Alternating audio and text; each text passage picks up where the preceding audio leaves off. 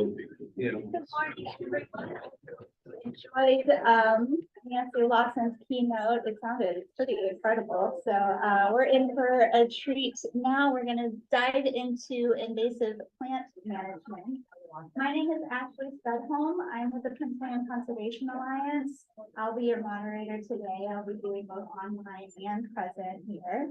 And I'm very excited to introduce to you all today Gloria Medina.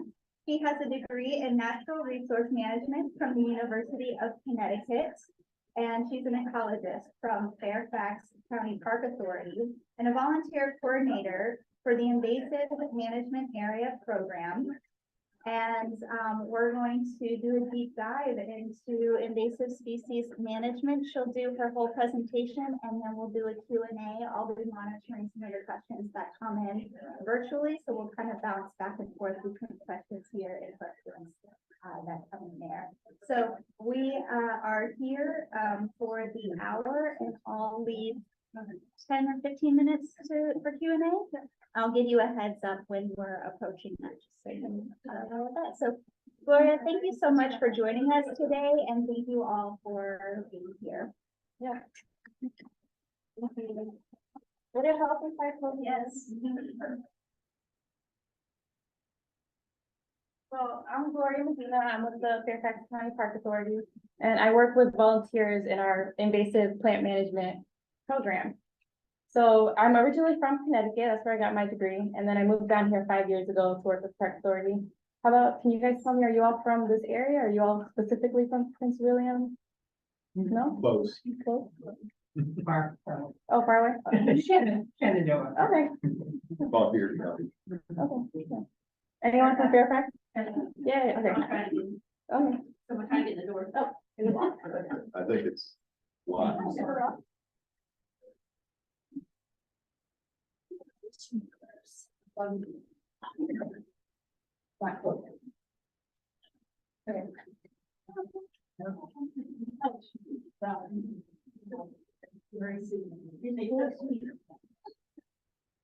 This is not. Oh.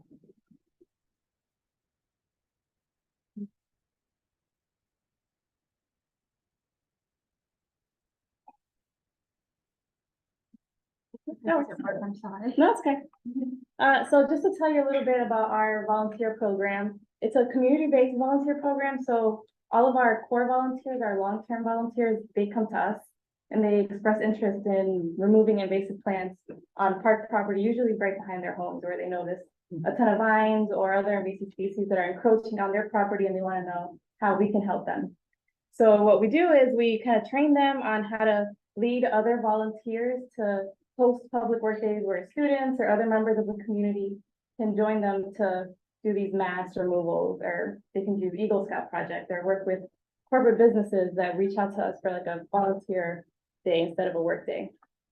And so they'll go out to the parks and remove invasive plants, and then they'll bag them, and our maintenance crew will pick them up and take them to the dump where they're incinerated, as opposed to leaving them in mulch piles where they might be distributed to communities in compost piles, and then invasive seeds and root fragments can spread like that. So we have about 60 active IMA sites and site leaders throughout Fairfax County. And we've actually capped our volunteer program with site leaders because there's only 3 employees managing the program. 1 is full-time, 2 are part-time, so that's about as much as we can handle for now. And then the goal is tree preservation and habitat restoration through manual removal of invasive plants. And occasionally we get to go out to do presentations and talk to the community and schools about what we're doing.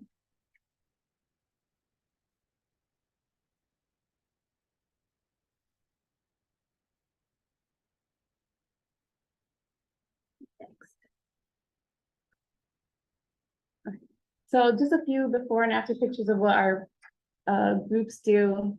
You see in the top picture, there was these are both Eagle Scout projects, and they did this in about 4, maybe 1 or 2 4-hour sessions. And so this first scout removed a large patch of multiflora rose, which is now that bare patch behind them. And then the next one on the bottom did, it might be still grass. I think it might be resprouts of the multiflora rose. So when it comes back afterwards. And what we like to do after these removal sessions is spread a seed mix, rake it into the soil, or plant native seedlings to help keep the soil intact and also help reduce the invasives that will come back.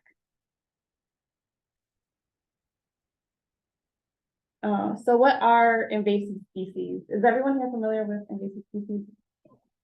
Very familiar, okay. So I'll keep it short. So what are invasive species? How to identify and manage them, and then what do you do afterwards? That's what this presentation will focus on. So some pretty common terms you hear when talking about invasive species are natives, introduced, and invasive species. So native species are naturally occurring here without any human interference. They weren't brought over intentionally or accidentally from other countries. They evolved here with predators and pathogens and other insects and animals that depend on them or that feed on them and keep their populations in check. And so introduced species are brought over, again, intentionally or accidentally from other countries. And invasive species are not necessarily always, introduced species are not always invasive. Sometimes they stay where you planted them, they're not naturalizing in the parks. But invasive species, they share these common characteristics where they do naturalize in the park, they escape cultivation, and they spread very aggressively. So these are the main invasive species characteristics that you may see in. They grow very rapidly, like kudzu can grow a couple feet in the summertime. They can spread by runners or rhizomes, their roots, and making them harder to remove or eradicate. They're prolific seed producers, so one plant can produce hundreds or thousands of seeds, just one plant. They have a longer growing season, so you'll see they'll be the first ones now in the late winter to start leafing out, and they'll be the last ones to lose their leaves in the fall. So they have this longer growing season, they can take advantage of that to spread faster, take up more space from the natives. They adapt easily to disturbance, so any form of disturbance, whether it's natural, like a flooding event, or human-based, like construction or gardening, or even removing invasive plants, disturbing that soil is going to invite more invasive plants, unfortunately. They have a broad tolerance for different range of environmental conditions. Silkgrass is a great example. You can find it in dry, shady understories, in full sun, wet areas, in all kinds of different conditions. Whereas our natives, we tend to have to find specific native for whatever kind of area you're trying to plant, whether it's a moist, sunny area or half shade, half sun area. So they're less tolerant to different conditions. And because they're introduced species, they don't have any natural predators. So there's usually nothing browsing on them or introducing them to diseases and keeping their populations at more manageable levels. So what are their negative impacts?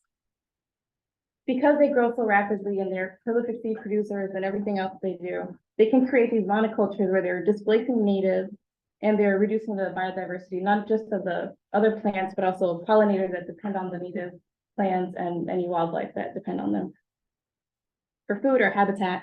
And they can also impact recreational activities for people. So a lot of these invasive vines that cover the tree lines like this, if there is, like Laurel Hill has a disc golf course in Lorton, and a lot of the players will complain that when they throw their discs, they go into the forest, they get eaten up by all these vines and they can't get them back. Or a lot of the invasive shrubs like multicolored rose and barberry will encroach on the trails. We have a lot of trails, we can't manage them all, and so kind of lose some trails to invasive species. And then there's aquatic invasive plants like Trappa spinosa that grows similar to Pachysandra, where it creates this dense mat on the surface of water bodies, and that can entangle motorboats that are on the surface of the water. You can keep going. Next slide, please. Oh, I'll hit the next one. Yeah, I got you. Thank you. So these are some of the most common invasive species that our volunteers focus on. An important thing that I should know is that our volunteers are only using manual removal. They're not using mechanical or any power tools or herbicide. So they're the pretty easy ones to use by hand. Does everyone know all of these? I can't. Yeah, go ahead, shout them out, whichever one What's is the the one up in that right?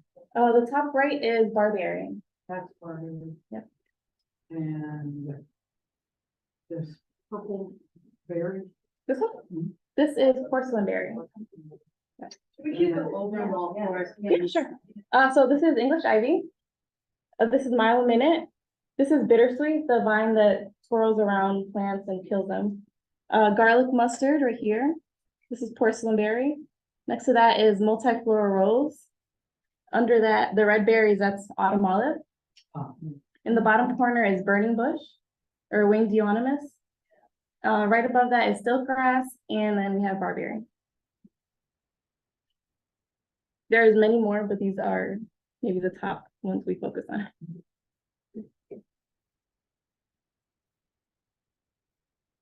So Japanese silkgrass. This is one of the ones that were introduced unintentionally. It was used as packing material and it just fell out of a train and the seeds spread. So it's an annual, which makes it easier to manage if it didn't spread so aggressively like this, because if you can get it before the seeds are mature and drop, you can remove that one season of seeds. Best way to identify is by the silver midrib on the leaves. And this is one of those prolific seed producers. So one plant can have up to 1,000 seeds on it.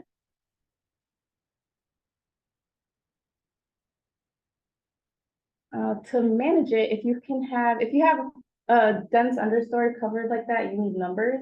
This is a great plant to get some kids out there. They just love pulling it up. It comes out super easily. If they try to yank on a native grass, they usually have deeper root systems, so they won't come up as easily, and they can just let it go.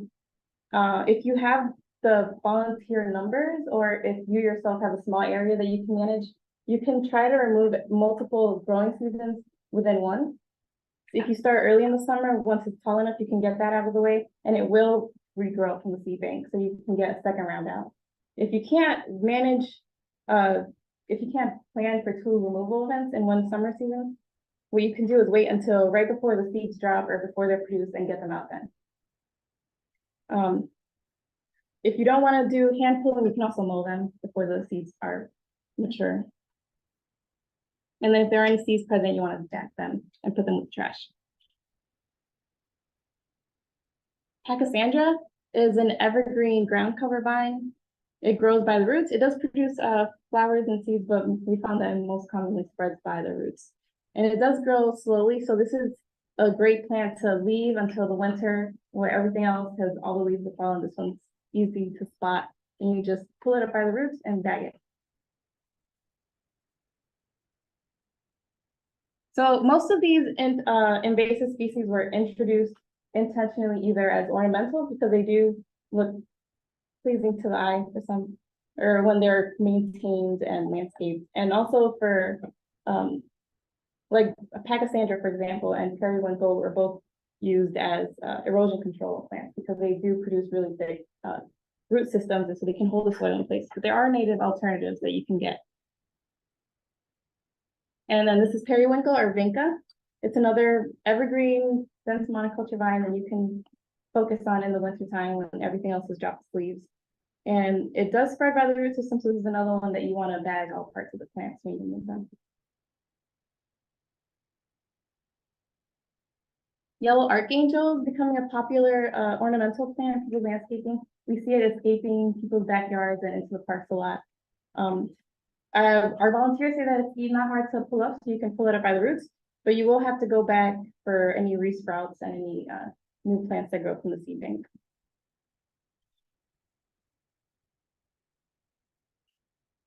Italian arum is another popular ornamental plant. This one is on our early detection rapid response list. So we're trying to find these and remove them before they get to be to a level where we can't eradicate them, but we'll have to only focus on managing them. But it's a perennial. It has these very large, glossy, evergreen leaves that persist through the winter and then die off in the summertime and produce similar berries to jack in the pulpit, which is a native plant. It can be tough to eradicate if you don't get all of the small tubers and root parts out. It'll resprout. But I've read that all parts of this plant are poisonous to people, the leaves, the roots, the berries. So make sure you wear gloves and long sleeves and you bag everything. Poisonous as in like give you a rash, like English ivy might or poison ivy. Leatherleaf mahonia is another popular ornamental plant we see in yards and now escaping into the parks.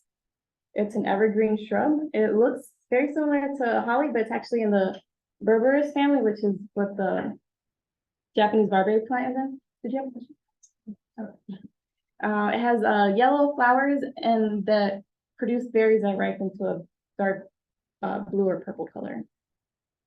Seedlings can be hand pulled, or if you have a tool like an uprooter or a polar bear, you can fit it around the base and pull it up like that.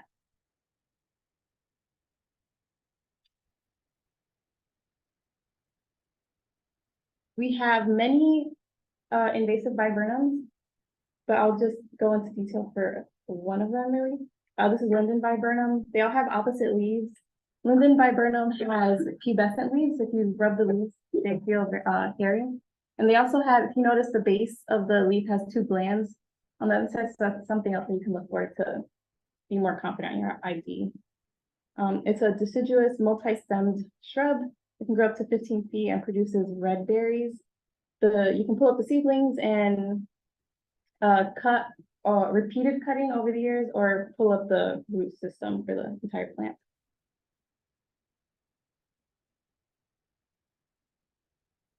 And these are a few more other invasive viburnums. Cybold and leatherleaf viburnum are more lancelet shaped, and T viburnum and double file viburnum, or snowball viburnum is another common name for the one on the bottom. Those might be confused with the native arrowwood viburnum, but the T viburnum has, again, longer leaves, and the double file viburnum has very deep veins on the leaves. These are all invasive too. Yeah. What did you say the one that wasn't? Arrowwood viburnum, yeah. Thank you. And there's also black haw viburnum and maple leaf viburnum, but they look different. You're less likely to confuse them.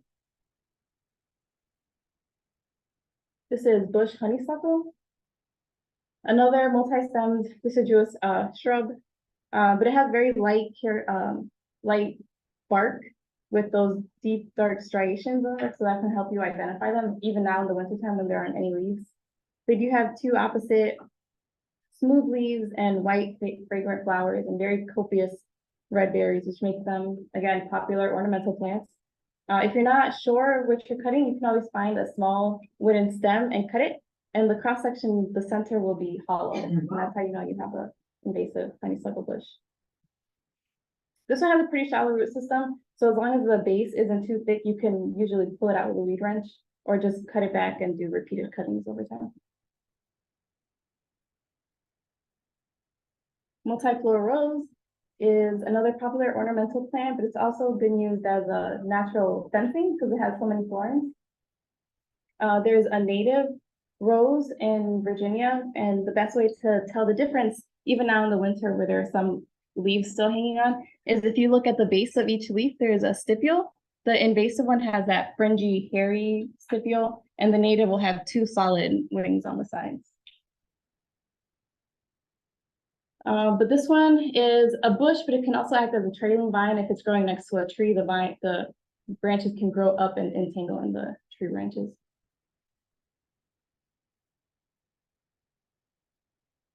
Wineberry has delicious berries that you can pick and eat, but also is invasive. It can overtake your meadow or forest edge. It looks very similar to blackberry or raspberry, but it has 3 leaves, and on the underside has a white color, and the stems are unique. They're so densely covered in fine red hairs or thorns. But they do come up really easily if you have nice big gloves to protect you from the thorns. Yeah. And these, similar to multiflora rose, wineberry, they have these arching branches, and if they make contact with the soil, they can remove there. So you want to make sure to bag any parts you remove. Burning bush is another multi-stemmed invasive shrub. It has the younger stems, you might find those signature woody wings on the sides, or the more mature stems, they'll just have the scars from where the stem or the wings were left behind. But they grow similar to honeysuckle, where they have opposite leaves, but honeysuckle leaves have smooth edges and burning bush has small serrations on the leaves. And this is another popular ornamental plant because it has such vibrant red colors in the fall. But this is another one that's pretty shallow rooted, so you can usually pull them out of the ground pretty easily. And there is a native euonymus called strawberry bush. It grows more delicately looking than the burning bush. And whereas they both have young stems that are green in color, the mature strawberry stems remain green.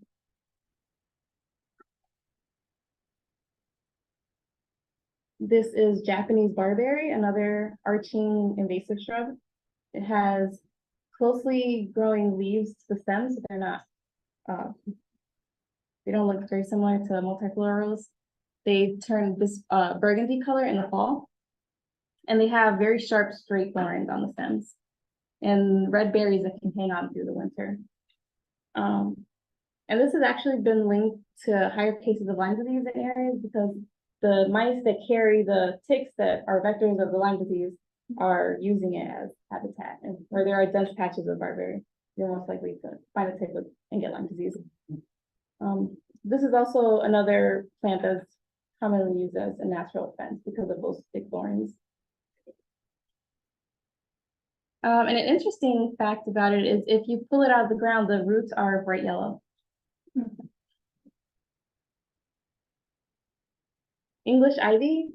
So a theme with the vines is for removal is creating these windows where you cut high and you cut low, and then you just leave the vines growing on the tree. They'll dry off and die within a few months and eventually fall off. But you don't want to pull any of those vines out of the tree. You could break those branches and invite pathogens into the tree, disease.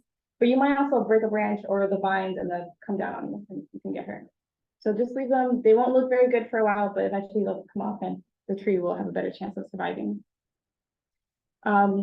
English ivy is a vine that it doesn't produce berries while it's growing on the ground, but once it grows up a vertical structure like a tree or a fence or the side of your house, that's when it starts producing berries.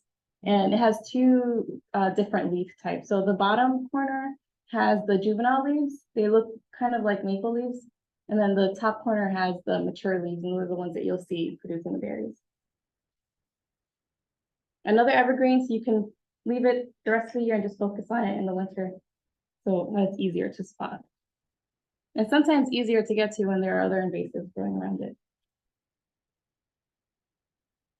This is porcelainberry, an invasive vine that looks very similar to native grapes. Some of the key ID traits are some of the porcelainberry leaves will look just like grape leaves. They're very whole, but you can also find these deeply lobed leaves like in the top corner. And if it has berries or flowers, they do have different colors like white or light pink, light blue, purple, berry colors. But a thing to know about the berries and the flowers is they grow upwards towards the sky, whereas the native grapes, they hang. So that's something to look for. The bark can look somewhat similar, but porcelainberry bark, it does have that rough texture, but it's not a peeling texture like grapevines. And also, if you find a smaller woody branch and you cut it, the center pith is white for the porcelainberry, and the native grapes have a brown pith.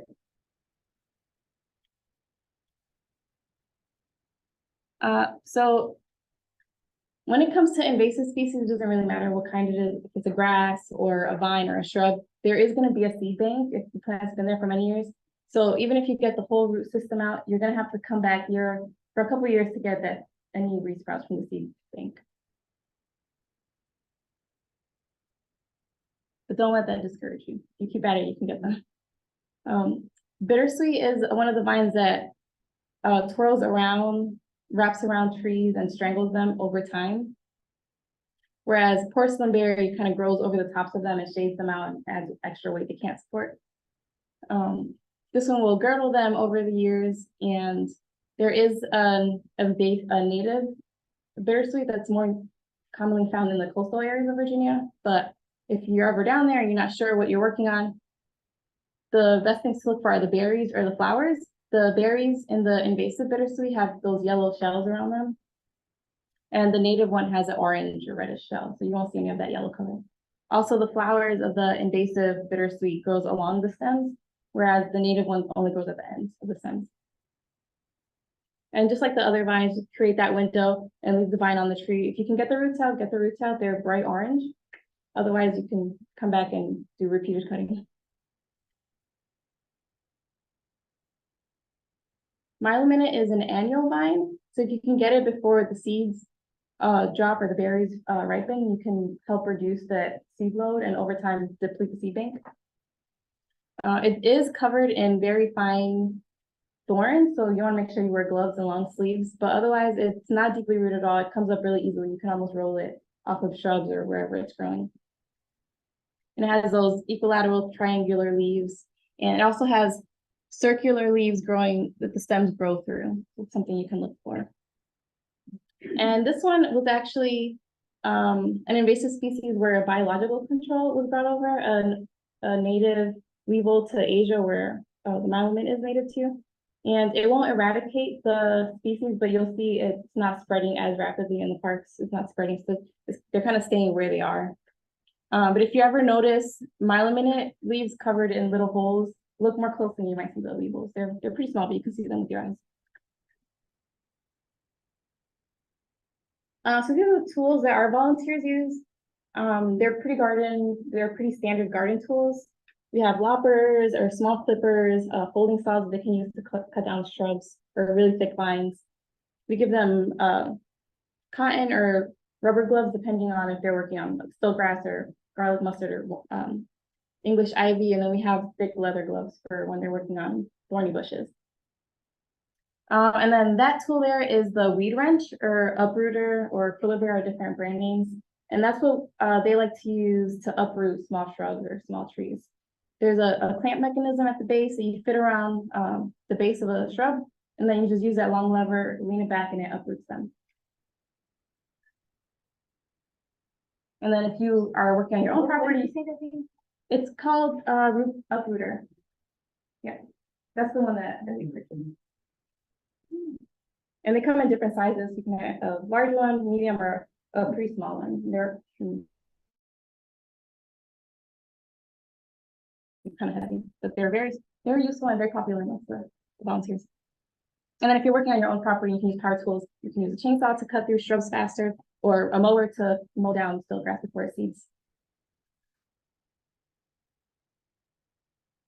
And then these are some more volunteer pictures. They can fill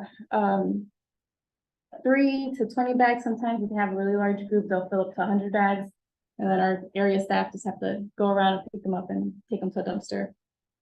And then that picture there is of an invasive vine that a volunteer very tediously followed through without breaking, so she could get as much of it as possible. So that's a good way to try to get as much of the root system out of the ground.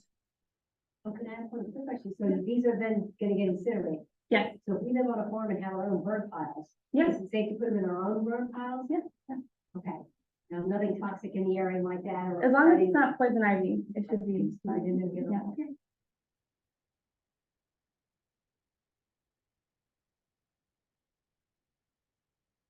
So what do you do after you've removed all these invasives? You want to replace them with natives. You might have to do a couple of seasons of removal to get those resprouts and to deplete the seed bank, but you can start slowly adding native trees and put protection around them and just focus on getting any of those resprouts away from them so they have a chance of survival. Or you can spread a native seed mix and have a nice wildflower come up afterwards.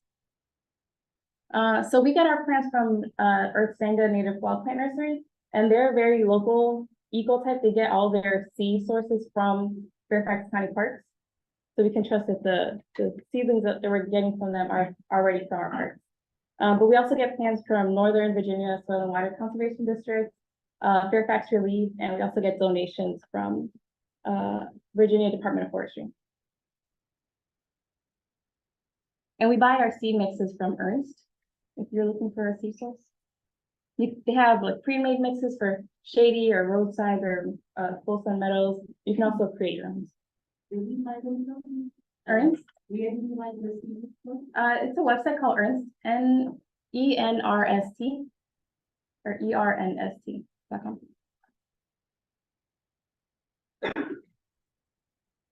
And these sources might be out on those tables already, but Something we like to share with our volunteers and community is a brochure made by Northern Soil and Water Conservation District. It's a plant this, not that brochure that kind of goes into basic details about what natives are, what invasives are, why we want one versus the other.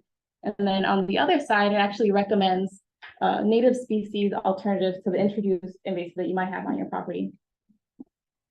It's a good list, and if you want more recommendations, you can try Nova Native. They have a more detailed or longer list and more options to choose from. And then here's some more before and after pictures, so you don't feel discouraged that this is not impossible. So here we have porcelain berry growing up the trees and myelominic growing on what I believe were multiflora rose shrubs right underneath. And so the volunteers removed the myelominic and the shrubs underneath, and then they created that window where they just cut the vines above their heads or about breast height. And then, so that's what it'll look like afterwards. So invasive vines and shrubs are gone, and you just have the dead vines that are still hanging from the tree. Will they eventually fall down? They will, yeah. Here is a cautionary tale of taking on large projects. This is about an acre or two of an open full sun meadow that had stiltgrass, garlic mustard, porcelain berry, myelominic, and we had a large volunteer group. They came in, they cleared all of it, and within a few hours, and then they planted natives. You can see the tree tubes in the other picture. And then, unless you have large groups like that can come back to get those resprouts, if those invasives are going to come right back in. So if you have a large area like this that you know you can't keep up with on your own, start small. Do like a quarter of an acre and focus on that until the natives have established a bit more and the seed bank has reduced, and then move on to the next one. And then kind of extend your restoration area like that. Here's myelominic growing on a forest edge where it's in full sun before and after it was removed. So in the other picture, you can see some native grasses that survived. And here's another great resource that we encourage people to use to learn about invasive species. This is the most recently updated version of Plant Invaders of the Mid-Atlantic. And it goes into more detail about all the invasives that I mentioned and many more. So it's a great resource. You can buy the book on, I saw on tables out there. You can also download a free PDF online. Thank you. Thank you. That is a really great book. And we're going to kick this off. This is just a quick question from Steve online. Can the uprooter be rented locally? That is a great question. I would reach out to small like park organizations or volunteer programs like the IME program. If you had an event and you wanted to loan one of our tools, we would just kind of free rent them out to you.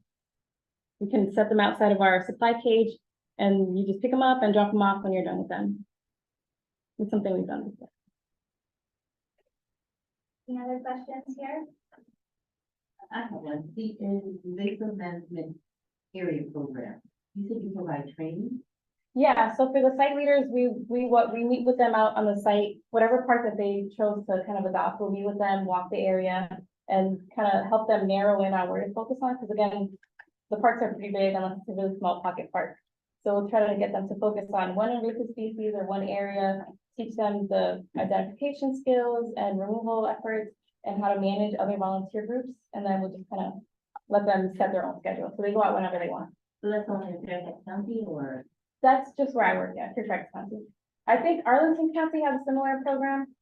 I'm not sure about other counties. And we should encourage Prince William to do that too. So if you are a Prince William resident, I think that this is a really great thing that we could be advocates for. We were successful, Janine and I were successful in advocating for native plants to be planted in county property landscapes, and we were successful in that. So I think that there are opportunities to adopt programs that are successful elsewhere and have that here. Yeah, and again, our core volunteers are all community members that came to us because they wanted to help do something about the invasive plants. I was asking to see the uprooter picture again.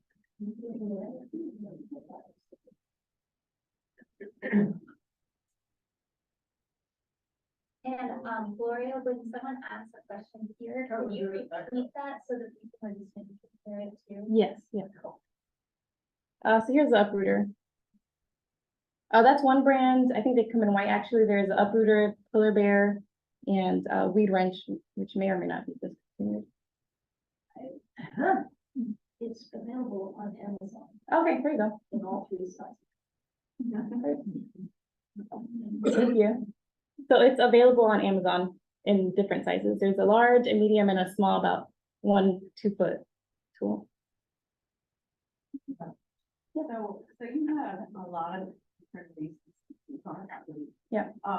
Is it, from what you said, you would recommend starting with just one spot or kind of trying to go by species? Yeah. So the question was basically how do you prioritize what species to work on? Yeah. So first depending on, like, every park is different, so they might not have the same species, but what we definitely encourage everyone to focus on first are getting vines off of trees. Just creating that window, you don't have to pull the roots out first. If you have a lot of trees that are covered by vines, just create that window, kill that seed source, and go back later to get the roots out. And then you can focus on whatever is next, whether it's shrubs or ground cover. And a good way to prioritize those is when they're fruiting or when they're flowering. You can get them right before and kind of follow that timeline.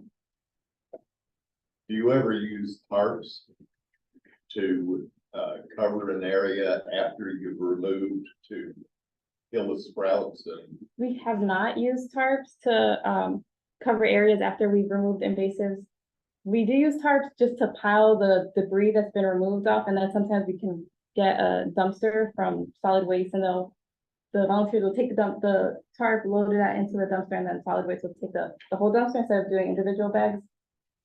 Especially if they have large groups, but we haven't done actual covering of like areas to try to smother the invasive plants. And I answer that as a master gardener, that would also smother all the living roots and some things of the ground, so you would, not allow regrowth, but you'd also kind of kill that whole area. Yeah. Of anything beneficial. I'm also a master gardener. Okay. very cool. There are areas where you want to Kill everything. kill everything to start over if you have natives to plant. Mhm, yeah. And a black tarp warms the soil and causes all those little seeds to sprout. They don't see the sun and they die. So the warmth and the moisture and And kill all. there the are living organisms. cases where you want to for, yeah. It's an experiment you can try. I know one of my volunteers tried that, I think with Pachysandra, and she found that it was growing out of the sides. So unless you have a very large tarp where you can weigh it down. That's gonna why I find say its way after out. you remove. them, Right, cover right. for 2 weeks to sprout weed and other invasives, pull it off, plant your natives. We haven't tried that. Any other questions? So do you give this feedback back to Fairfax County and how many bags of this invasive stuff, like the board Yes. supervisors, so they can do? They should, yes, they do see it, yeah. So our branch manager does That's one branch. yeah, the natural resources branch, which is where the program is based out of. He does do an annual report for the board of county supervisor, where we also ask for more funding to get more tools for volunteers, more plans, and also more staff to support the growing program. But we do get all those stats together. We use an online recording system where Fairfax County has volunteers sign up online, and then they record their own hours. Site leaders record how many hours they're out there every day, whenever they're out there, how many bags they remove. And that's also how I know to let the park staff know that there are bags out there to pick up. How long have you been doing this? Has this program been? The program started in 2006. Yep. And you see good results? We do, yeah, it is a long-term program, so you have to stick it out for years at your site to really see those efforts. But we do have some sites that have gone into more of a maintenance mode than an operative mode, because again, it's an open air park, even if they able to get all the invasives out and they depleted the seed bank, there are birds flying overhead spreading more seeds constantly.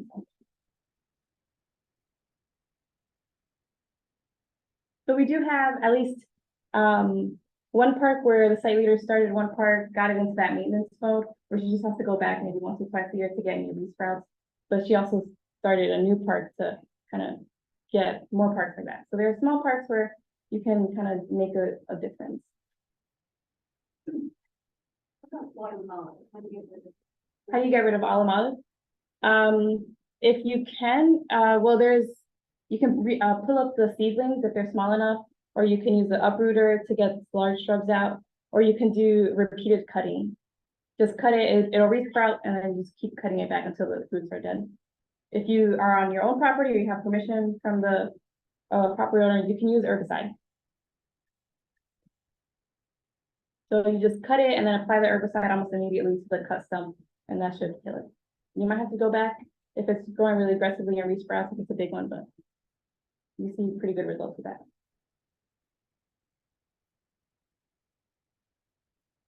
So, Yeah. how can we get a site leader to come up to like a park just to give a training on it? Well, the site leaders are the ones that adopted a park, so we train them, and then they work with volunteer groups, and they're more like one-day events. So they're kind of doing like a quick spiel, saying, this is the plant we're working on, this is what it looks like, and this is how you remove it. And then they do that for like 2 to 3 hours on the weekends, sometimes on the weekdays if they're retired. So are you looking to train volunteers? Yeah, because when we work with Matt at First Name. Oh, okay, cool. Yeah. Yeah. So he's going to come out tomorrow at one of our sites. But your program came up like last week, and we're like, well, it's the first time I've heard of this program. But we were told it's only in Fairfax County. Yeah. I'm in the city of Alexandria. Okay, cool. So we're just like trying to figure out, when you guys come in? And I mean, do you train the site leaders, or do you send out a site leader? No, so they come to us because there's a park they're interested in, Who's they come to you? the site leaders. So I'm a site we leader. pick a site leader and they come to you. They come to us, like a random person will say, there's these vines growing in the park behind my house, what can you do about it? I say, we don't have the funds to do anything about it, but we can train you on how to remove it. And you have permission to work on the park and remove plants. And then they'll do that, they'll just dedicate their personal time to remove the plants, and they'll work with other groups. So it's really people coming to us and telling us they want to do something, Okay. and where. So we were under the impression that it was like a formal training that someone had to go through. There's a couple steps, like for onboarding there, we'll do a very similar PowerPoint like this with them to go through it. We'll walk with them in the site, whatever park it is that they're interested in, so that we can both familiarize ourselves with the invasives that are there and how to manage them. And then we'll follow up with visits throughout the year. Okay. Yeah. Any other questions? Yeah.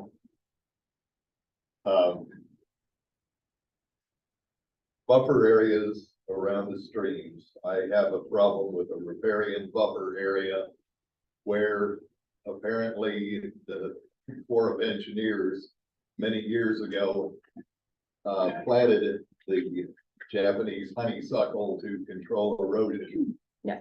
So I have an entire stream that's lined with honeysuckle. Right. Have you experienced that? The advice they're giving me is take a little small square, like 5 feet by 5 feet. Clear it, plant something native there. Yeah. And wait until that's established. It's gonna take, I'm not gonna live long enough. to do that. Yeah. So when our volunteers are working on stream banks or slopes where erosion could be an issue, we tell them not to pull out any roots. So maybe not working in 5 by 5, depending on what you can keep up with. You just want to cut it, leave a stump, and you can apply herbicide to kill it faster, and then plant around them. Plant native like grass plugs or spread a seed mix to help stabilize the soil. That's what we ask our volunteers to do. Herbicide at the site. If it's a woody plant, you can apply like a very small amount with a sponge tip, so it's not spreading or getting on anything else. If it's like a grass or something like that, then just repeated cutting until the seed bank is depleted and replacing it with natives. Are you signed up for the waterfront course that's today with Clay? I think I am. Okay, that would also be a good one for him too, even though that was a really great. continue the discussion up there too. Anyone? Any other questions? Gloria, thank you so much for sharing all of that. We, next is lunch, and so lunch goes from, 12:30 to 1:30, and then we'll move on to our breakout session 2. And enjoy.